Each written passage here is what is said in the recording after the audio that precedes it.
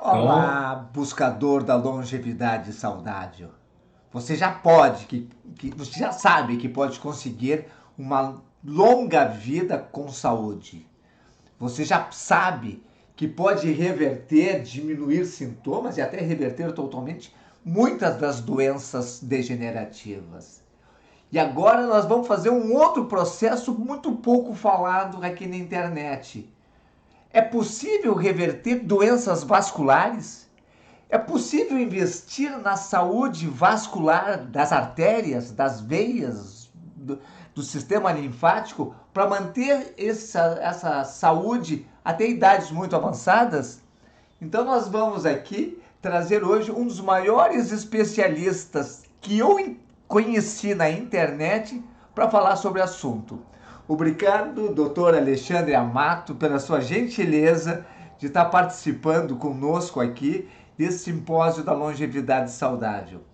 Em primeiro lugar, é possível reverter doenças arteriais, venosas e linfáticas? Reverter é uma palavrinha bem forte, né? Eu tomaria muito cuidado em usar essa palavra. Eu acho que vale a pena, antes de responder isso, explicar algumas coisas sobre o sistema vascular, senão fica difícil entender, né? Porque se a gente coloca tudo no mesmo bolo, não dá para comparar maçã com banana, a gente tem que separar, né? Então, a gente tem 3 sistemas vasculares. Tem o sistema arterial, que é responsável por levar o sangue para as artérias, é o sistema de alta pressão. Tem um sistema venoso que traz o sangue desoxigenado de volta para o coração, para depois ser levado para o pulmão e ser oxigenado novamente. E tem o sistema linfático, que pega as excretas das células e vai trazer de volta para a circulação. Então, são 3 sistemas diferentes que funcionam, atuam de forma diferente, que a gente vai ter no corpo inteiro. Tem sistema arterial, venoso e linfático no corpo todo. E cada um tem uma função diferente, né? Então, quando a gente fala reverter, a gente tem que ver que tem vários tipos de doença, né? Então, por exemplo, se eu estou falando de uma doença linfática, a linfática pode ter erisipela, pode ter um linfedema, pode ter uma obstrução linfática, tem vários problemas linfáticos, uma agenesia, né? A pessoa que nasce sem os vasos linfáticos, é possível reverter isso? Infelizmente não, mas tem como melhorar muito a qualidade de vida. Isso, sem sombra de dúvidas, é possível, né? Quando a gente fala de doença venosa, então das veias que trazem o sangue de volta, a gente tem várias doenças, né? Eu vou falar as mais comuns, varizes, insuficiência venosa é a doença são as doenças mais frequentes que a gente encontra por aí. Obviamente, também tem má formação venosa, tem as compressões extrínsecas, tem várias outras doenças, mas a questão é, a trombose a gente consegue reverter? Sim, se a gente tratar direitinho, nosso próprio organismo vai reabsorver aquele trombo, vai conseguir recuperar aquela área, mas muitas vezes às custas de um dano na parede da veia. Agora, quando a gente está falando da doença venosa varizes, que é extremamente prevalente, ela ocorre por um dano genético, um dano na parede do vaso, em quem tem a predisposição genética ou quem teve a trombose antes, então, que são as varizes secundárias, e esse dano na parede venosa não tem como recuperar, não tem. Assim, tem muita gente no mundo procurando uma maneira para recuperar isso. Então, não tem dieta milagrosa, não tem remedinho milagroso, mas isso não quer dizer que não seja possível melhorar muito a qualidade de vida de quem tem essa doença venosa. Tem sim, tem muita coisa para fazer, fora medicamento, fora cirurgia, para melhorar. Agora vamos falar das artérias. As artérias são essas aqui, ó. Trouxe um modelinho aqui para mostrar. Então, essa é uma artéria limpinha, Então, tem um endotélio, a primeira camada de células aqui, super limpinha, né? E à medida que a gente vai tendo inflamação durante a vida, a gente vai tendo essa deposição de placa na parede do vaso. E aí, essa placa vai crescendo, até um momento em que o seu conteúdo necrótico ele pode expor no interior do vaso e causar uma trombose também, aí uma trombose arterial, uma obstrução, né? Aí a questão é, puxa vida, será que a gente consegue regredir?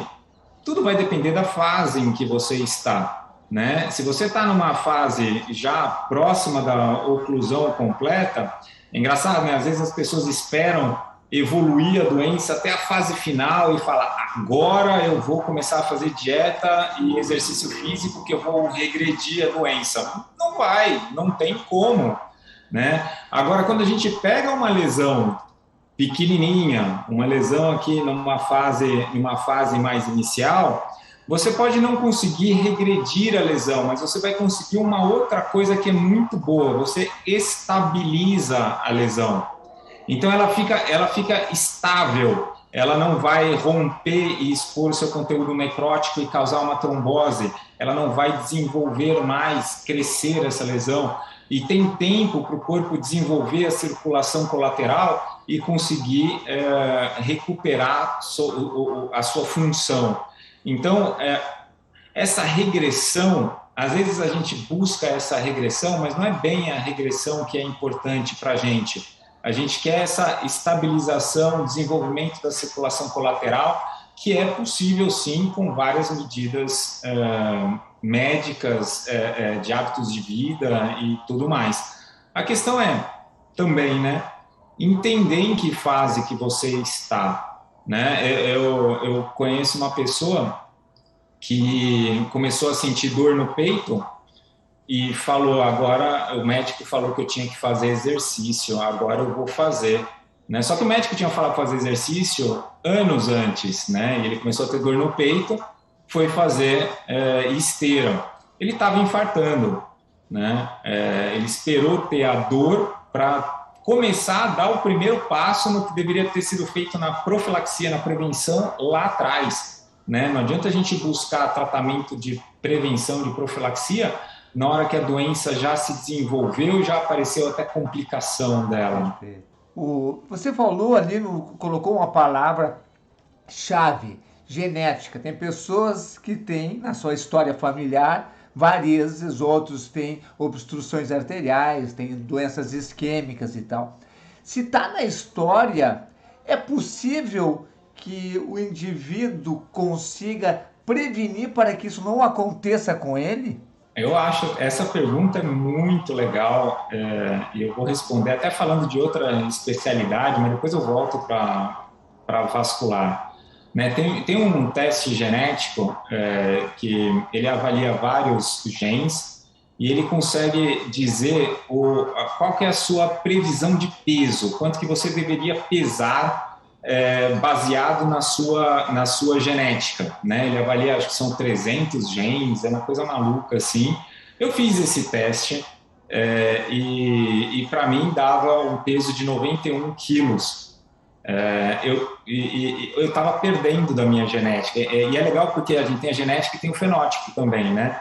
Então eu estava perdendo da minha genética, eu estava pesando, eu cheguei a pesar 105, 106 quilos, alguma coisa assim. Né? Quando eu bati esse peso, bati o terceiro dígito, eu falei, caramba, eu não só estou perdendo da minha genética, como eu estou usando o terceiro dígito aqui da balança e eu não quero mais, né? Eu vou lutar contra isso. E aí, obviamente, fui atrás de tudo que eu podia fazer para melhorar, e hoje eu estou pesando 79, 80, ou seja, eu estou batendo a minha genética, estou ganhando da minha genética. Então, eu contei tudo isso fora da minha área para falar o seguinte: a genética não quer dizer que você tenha doença. A genética quer dizer que você tem a predisposição para ter.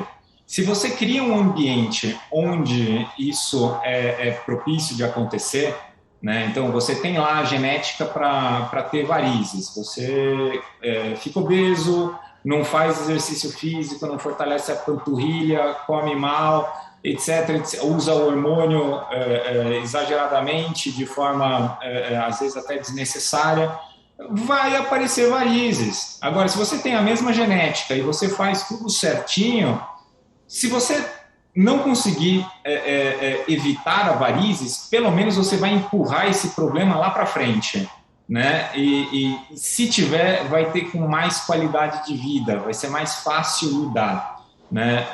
Então, veja, às vezes eu tenho um paciente com varizes que está no extremo de sobrepeso. Tem as varizes por causa do sobrepeso? Não, né? Quem não tem a genética pode ser o peso que quiser que não vai ter varizes. Mas o cara que tem a genética, ele vai ter a varizes antes. E não só isso, ele vai ser mais sedentário, não vai usar a panturrilha, vai começar a inchar mais, esse inchaço vai deixar mais inflamado, vai começar a ter mais sintoma. Aí vem aquele ciclo negativo, né, que a gente tem que quebrar. Eu acho que a mensagem que eu estou tentando passar é a genética, ela não é determinante, né? Ela sugere o seu mapa, mas você pode caminhar um pouquinho fora do que a genética te previu. E consegue, então vamos imaginar esse paciente cujo os ancestrais todos tiveram doença vascular, seja arterial, seja venosa, e ele resolve que ele não vai ter. Ele vai começar a fazer exercício, se alimentar adequadamente, fazendo todos os recursos que depois tu vai me dar umas dicas do que deve fazer. Mesmo assim, lá no final, ele vai ter a doença ou é possível dele viver até mais 90 anos ou mais sem ter a doença? Difícil dizer com certeza, né? Eu acho que a questão seria mais quando vai ter a doença, não se vai ter, né? Se ele tem uma... Varizes também, igual eu estava comentando de obesidade, devem ter vários genes envolvidos, tá? Não um só, tem vários. A questão quem tem mais genes positivos para varizes, vai ser difícil lutar contra, mas ele vai conseguir empurrar o problema lá para frente. E aí ele vai chegar com qualidade de vida. Veja, se eu pego um paciente, mesma idade, mesmo tudo, mesma varizes, tudo, um extremo obeso, outro magro, é óbvio que é muito mais fácil tratar as varizes de quem vai estar magro do que quem vai estar na extrema obesidade. Então, se você ajusta os outros fatores, você facilita um possível tratamento também, né? Então, a questão se tem um ou outro gene que sugere que vai ter varizes, tem poucos genes aí levando para a doença venosa, talvez ele consiga empurrar para tão distante o problema que não vai chegar para ele, né? Agora, se a gente vivesse o suficiente, um dia possivelmente poderia chegar, né? Não sei se eu consegui me explicar, eu dei uma volta inteira e eu estou pressupondo também que se ele tiver a doença bem mais adiante, vai ter uma doença de intensidade menor do que... Também. A intensidade menor. Acho que assim, a maneira mais fácil de explicar isso é a bomba da panturrilha, é o coração periférico, é a musculatura que a gente tem que, ao contrair, bombeia esse sangue para cima. Então, eu tenho um paciente que tem varizes, tem insuficiência venosa grave, né? Mas é halterofilista, tem a panturrilha enorme, não tem sintoma nenhum. Eu sou obrigado a fazer uma cirurgia, a tratar cirurgicamente esse paciente? Não necessariamente. Eu posso conduzir de forma clínica até quando der, né? Então, uma analogia que às vezes eu faço é a seguinte: as varizes é um problema no encanamento, né? A gente tem que levar a água de novo lá para a caixa d'água. Se eu tenho um encanamento ruim, vai vazar a água e às vezes não vai chegar tudo lá na caixa d'água. Mas eu posso ter um encanamento ruim e tem uma bomba tão boa lá embaixo que vai colocar água lá de alguma forma, né? Então, se eu tiver uma musculatura extremamente eficiente, eficaz nessa função de bombear o sangue, eu posso não ter os sintomas da doença venosa. E isso eu não consigo reverter o dano na parede do vaso, mas eu consigo reverter os sintomas. Perfeito. E aqui tu colocou uma coisa importantíssima para quem tem problemas de varizes ou de história familiar, ter a força na panturrilha. Explica um pouquinho melhor isso para ficar bem claro para os pacientes, para os participantes, da importância de fazer exercícios para a panturrilha e quais os principais exercícios para ter um sistema venoso mais eficiente.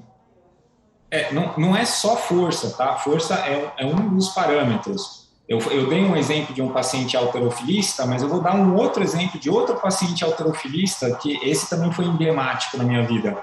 Ele também tinha uma panturrilha enorme, só que ele trabalhava como segurança no banco. E ele fica de pé parado o dia inteiro. Então, ele fazia exercício de manhã, acho que fazia à noite também, em 2 momentos durante o dia, mas passava 12 horas do dia parado. Ele tinha mais inchaço do que um paciente que não tivesse uma panturrilha forte. Então, por quê? Porque ele tinha um motor lá, 200 cavalos para colocar água lá na caixa d'água, mas ele deixava desligado boa parte do dia, né? Então não é só a força, tem que ter o uso, né? A gente não pode ficar parado, sedentário, a gente tem que se movimentar, isso durante o dia, né? Parou por 1 hora, levanta, caminha um pouquinho, vai tomar uma água, vai fazer alguma coisa e volta, né? Fazer alguma coisa não é sair para fumar, que é outro problema vascular também, né? E para aumentar esse motor, não precisa ser só exercício com peso. Pode ser feito outros exercícios também? Pode. Como eu disse, a força é só um dos parâmetros. A eficácia é muito mais importante. Não precisa ter uma panturrilha enorme para funcionar, né? Precisa ser eficiente. E essa eficiência a gente consegue com vários pontos, tá? O primeiro deles é a amplitude da movimentação. Então, tem gente que tem anquilose, fica com a movimentação limitada. Então, para essas pessoas é mais importante um alongamento do que só o fortalecimento. E isso, quando vem a idade, fica evidente. De exercícios, tem vários exercícios simples, né? Aquele que a gente coloca o pé na escada e fica levantando e abaixando. Esse é simples de fazer, qualquer um tem um degrau próximo de casa, não precisa de máquina, não precisa de nada, né? Agora, os melhores, sem sombra de dúvida, são os exercícios na água, porque aí também vai ter a pressão da água exercendo o retorno tanto venoso quanto linfático. E aí melhora mais ainda. E o bom da água é que você tem uma limitação da intensidade do exercício, você vai ficar no exercício na quantidade moderada, que é sempre muito bom para a questão vascular. Agora, um exercício que todo mundo tem à disposição, todo mundo sem exceção, né? É engraçado, às vezes as pessoas vêm para mim e falam porque o tratamento de determinada doença é muito caro. É muito caro, mas você não fez nada do que é gratuito também, né? Porque é só caminhar. É só abrir a porta de casa e dar uma volta no quarteirão, depois 2 e vai aumentando, né? A caminhada é o exercício mais salutar que existe, tanto para a questão arterial, venosa e linfática. E coração também, né? Não é minha área, mas eu posso afirmar que também é. É possível, agora assim, abrindo também para o sistema arterial, é possível ter saúde vascular sem fazer exercício, fazendo todo o resto, mas não fazendo exercício? Vai ser uma saúde precária, não vai ser aquela a melhor saúde possível, não. Mesmo quem não tem, veja, quem não tem doença vascular, tá? Não tem insuficiência venosa, não tem varizes, não tem nada, tá? Imagina esse paciente. E aí você coloca ele de pé, parado, trabalhando como segurança, professor ou cirurgião. O cirurgião também fica de pé, parado muito tempo, né? Ele vai ter todos os sintomas da doença venosa. Ele vai ter inchaço, ele pode ter, até se for muito tempo durante a vida, ele vai ter até dermatite ocre, vai ter eczema, vai ter lesão de pele por causa disso, mesmo sem ter a doença venosa. Então, eu não estou falando que todo mundo tem que ser halterofilista ou que todo mundo tem que fazer exercício vigoroso. Não é isso. Todo mundo tem que ter um mínimo basal de exercício que a gente consegue com a caminhada. É óbvio que dá para ser mais e melhor do que isso, mas a caminhada já ajuda muito. E, e a intensidade do exercício? Se eu caminhar ou fizer uma corrida de famoso hoje está na moda o HIIT, um treinamento de intervalado de alta intensidade, existe ganhos no HIIT em relação à caminhada comum ou para o sistema vascular é parecido? Tem alguns pontos aí do sistema vascular que eu acho que o HIIT não é a melhor opção, tá? Tem um estudo bem interessante, eu vou levar para um outro lado a conversa, mas você vai entender o porquê, que mostra a intensidade do exercício versus a ansiedade que o paciente tem, né? Então, exercícios com uma intensidade muito baixa, o paciente é mais ansioso. Exercício com intensidade moderada é onde atinge o menor nível de ansiedade. E exercícios com uma intensidade elevada vai aumentar o nível de ansiedade. Ansiedade está relacionado com estresse, ansiedade está relacionado com bem-estar, né? Então só que é muito difícil a gente atingir esse nível moderado. Quando a gente pega os trabalhos, tem que fazer X quilo de força por tempo, por não sei o quê, né? Onde que a gente vai encontrar isso? E a gente tem que lembrar que as pessoas são diferentes, né? Quando a gente pega um grupo de 1.000 pessoas e faz essa medida, maravilha. A faixa é essa, tem que ficar dentro dessa faixa para ser moderado. Tá bom, só que quando a gente vai ver o indivíduo, a faixa desse indivíduo pode estar aqui, pode estar aqui, pode estar ali, né? Então tem muito de autoconhecimento, muito de entender o próprio corpo, e isso consegue-se com o tempo. Então, quando está falando de HIIT, eu não acho legal começar com HIIT. Eu acho que você tem que conhecer muito bem o seu corpo para depois escolher o melhor exercício.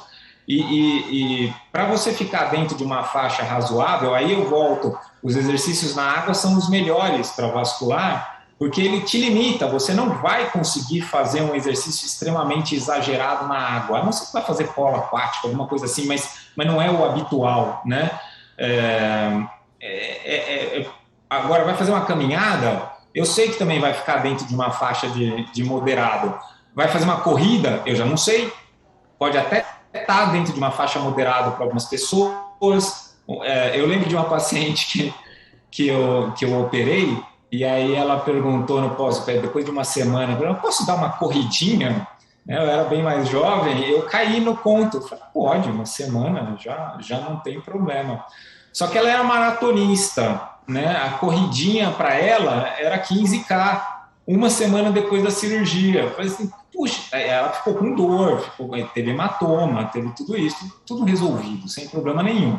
Né? Mas eu fiquei mais esperto de entender que o que é uma coisa para mim pode ser outra coisa para quem está falando. Né? Uma boa pergunta você faz alguma dieta? Eu como saudável. Né? Experimenta perguntar o que é comer saudável para as pessoas. Cada um vai falar uma coisa completamente diferente, né? Então, isso vale para exercício, isso vale até para remédio, né? Eu pergunto, você toma algum remédio? Não tomo.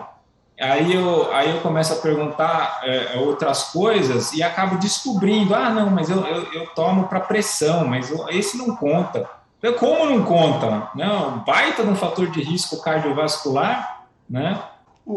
Falando em dieta, existem alimentos prejudiciais para a saúde vascular? E o contraponto, existe alimentos favoráveis para a saúde vascular? Ok, você está me jogando na fogueira, né? É, Não, não, eu acho que as pessoas ficam muito curiosas com esse tema, porque isso é muito falado, né?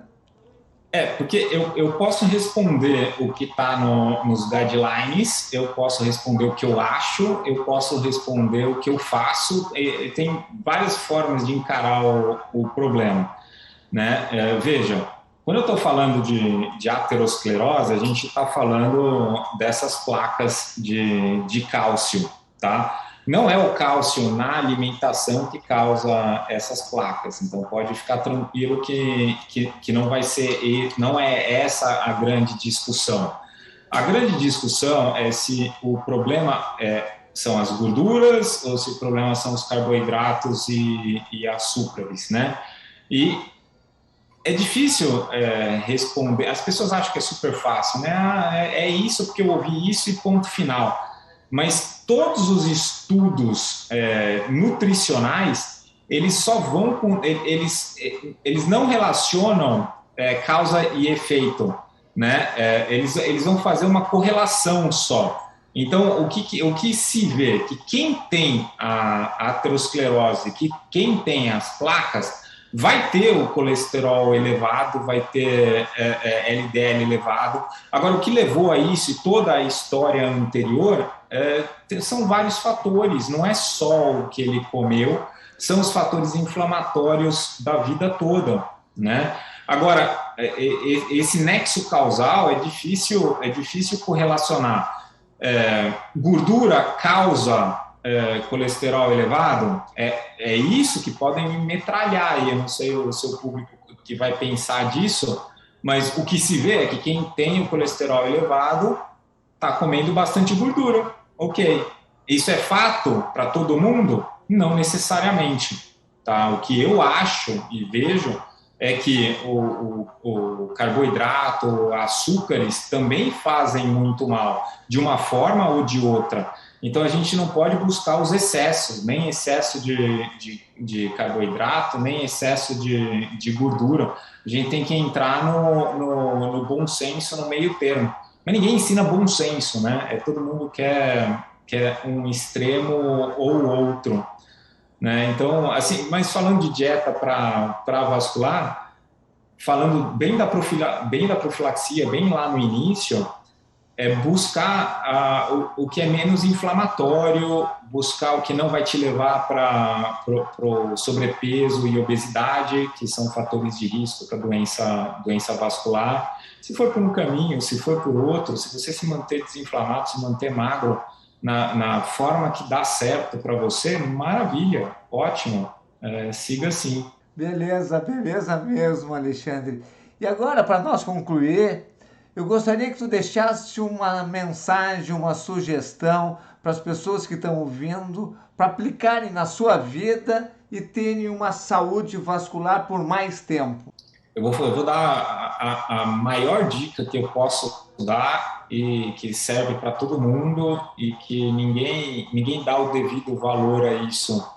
Eu acho que e vale tanto para o sistema arterial quanto linfático quanto venoso, né?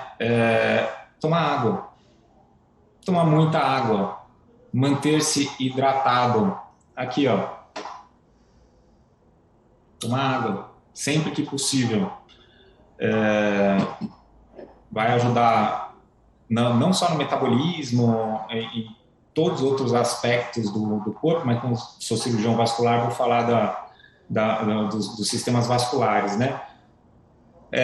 Sintomas arteriais melhorando com água, hidratação adequada, né? Sintomas venosos e linfáticos também melhoram com o aumento da volemia, com a hidratação adequada. E o que acontece quando a gente está falando de envelhecimento, né? E o que acontece quando a gente começa a envelhecer? A gente começa a diminuir a quantidade de ingesta de água. Por quê? Porque dá trabalho. Se eu vou tomar água, vou ter que ir no banheiro, vou ter que ir mais vezes no banheiro. Então, eu vou parar de tomar água porque eu não quero ir tanto no banheiro.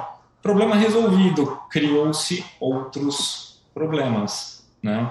Beleza, Alexandre. Muito obrigado pela gentileza de estar aqui compartilhando esses teus conhecimentos. E se você quiser saber mais, o Alexandre tem canal na internet, você pode pesquisar. Ele tem uma clínica grande em São Paulo, né, Alexandre? E Isso, em você São Paulo. é a Clínica Amato, então você pode entrar também e se quiser entrar em contato com ele, consultar com ele, ou seja, você pode buscar mais informações sobre saúde vascular. Um grande abraço para vocês, até a próxima aula. E Alexandre, obrigado novamente, um grande abraço especial para você. Eu que agradeço a oportunidade.